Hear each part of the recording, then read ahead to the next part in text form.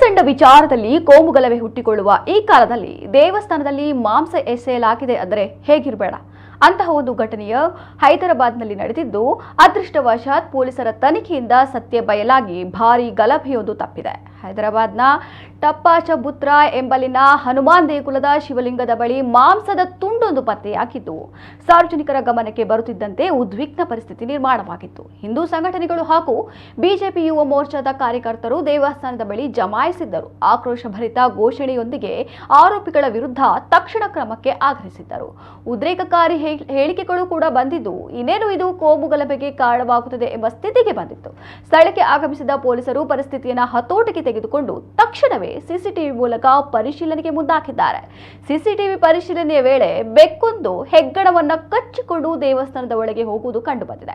ಬಳಿಕ ಜನರಿಗೆ ಇದು ಯಾವುದೇ ಮನುಷ್ಯರು ಮಾಡಿದ್ದಲ್ಲ, ಬೆಕ್ಕು ಮಾಡಿದ ಕೃತ್ಯ ಎಂದು ಸತ್ಯ ಗೊತ್ತಾದ ಬಳಿಕ ಪರಿಸ್ಥಿತಿ ಶಾಂತವಾಗಿದೆ.